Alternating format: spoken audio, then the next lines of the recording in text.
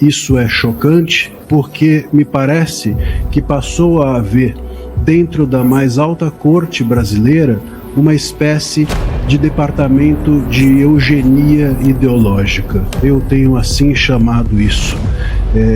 Eugenia ideológica significa que nós temos o nosso judiciário, a mais alta corte do Brasil, separando os iguais, que é algo que a Constituição exige, que assim sejamos todos iguais, separando esses iguais por uma desigualdade ideológica. Então passa a haver aquela ideologia que está hoje dentro do Estado, que é uma ideologia progressista, que é uma ideologia de esquerda, sendo vista como a ideologia correta. E aquelas pessoas que não pertencem a essa ideologia passam a ser criminalizadas.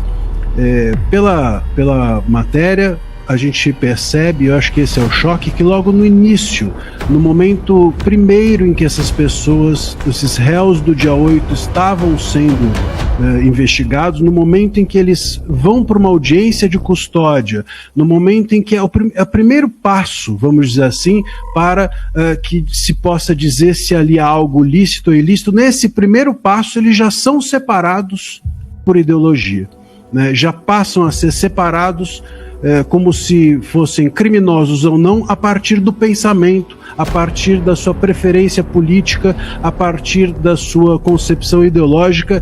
E isso, mais do que algo ilícito, é algo que eu entendo como desumano.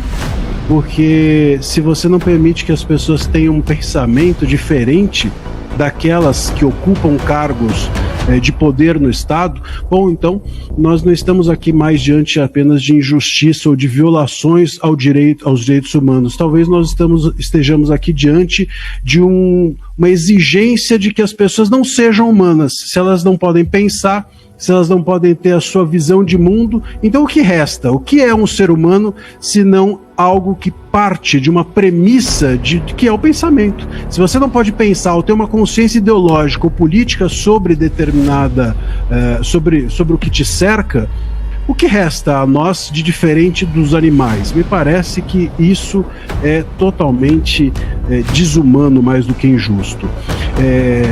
Esse departamento ideológico, de eugenia ideológica, como eu tenho chamado, ele não apenas perverte a função do judiciário, a função do juiz, pois ele passa a ser o acusador.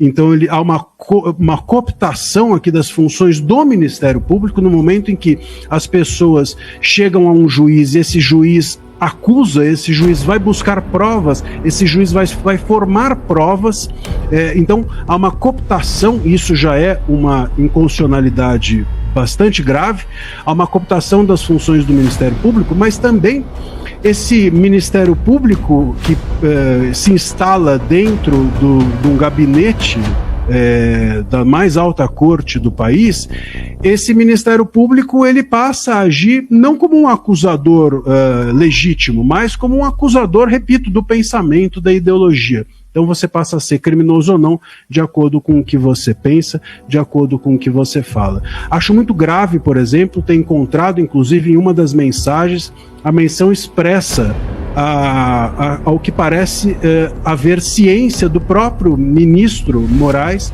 a respeito do que acontecia lá. Eu me recordo de uma mensagem que li, que dizia a PGR está pedindo a liberdade provisória. Pelo menos na mensagem estava escrito LP, entendo como liberdade provisória, ou seja, a PGR está querendo liberar a pessoa. E aí uma das assessoras do ministro vem e diz que não, que o ministro tinha pedido que antes fossem vasculhadas as redes. Quer dizer, você tem aqui o Ministério Público pedindo para liberar a pessoa, para liberar o réu, e o ministro querendo forçar a barra para encontrar alguma questão ideológica que poderia incriminar a pessoa. Isso não é digno da mais alta corte, isso não é digno do Brasil, isso não é digno da Constituição, me parece muito, muito grave. Inclusive, também muito grave o sadismo em outras mensagens que eu encontrei, em que um dos assessores diz vamos dar a cada um o que cada um merece, 2 pontos a prisão. Então, daí você vê também que não havia nenhuma isenção. Então, nós temos o judiciário cooptando as funções do Ministério Público, o judiciário passando a acusar as pessoas a partir do que elas pensam, e o que elas pensam claramente fica ali explícito. O crime de pensamento atribuído a elas é ser de direita, ou é ser bolsonarista, ou qualquer coisa do gênero. Tanto que um desses réus, também em outra mensagem, foi acusado de ter se pronunciado contra o PT numa mensagem, salvo engano, de 2018. Quer dizer, não tinha nada a ver com o dia 8, não tinha nada a ver com o momento presente que se estava sendo julgado. Ou seja, essas pessoas estavam sendo julgadas não pelo que elas fizeram, mas pelo que elas pensavam. E pelo que elas pensavam, inclusive, retroativamente. Pelo que elas pensaram um dia. Quer dizer, o grande crime delas foi ter um dia pensado diferente daqueles que estavam ocupando o poder.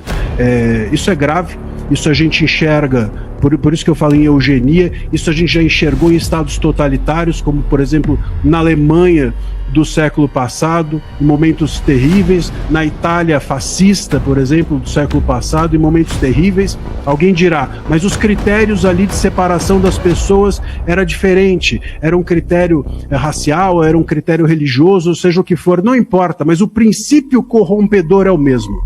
A partir do momento em que o Estado corrompe o princípio da igualdade para julgar as pessoas de acordo com o que elas pensam, bom, esse Estado pode amanhã julgar as pessoas por qualquer outra coisa, e todas elas ilícitas, sem dúvida alguma.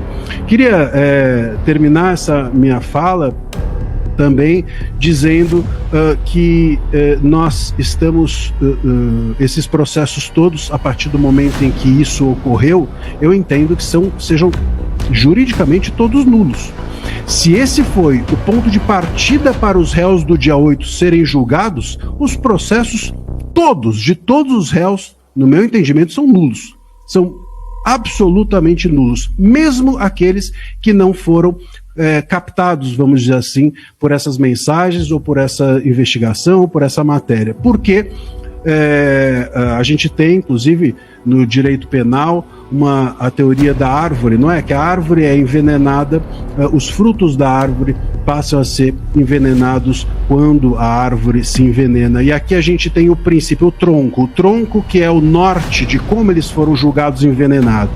Então, mesmo aqueles réus que não estão retratados na matéria, me parece que tem o seu processo também nulo. Nós não temos um caso jurídico. Me parece que os réus do dia 8, que são um ponto central também do processo do golpe, porque entendem que ali houve o ato executivo do processo do golpe, esses réus todos, eles estão sendo julgados por uma questão política, o que é lamentável e assustador dentro do Estado que eles dizem ser democrático de direito. Obrigado.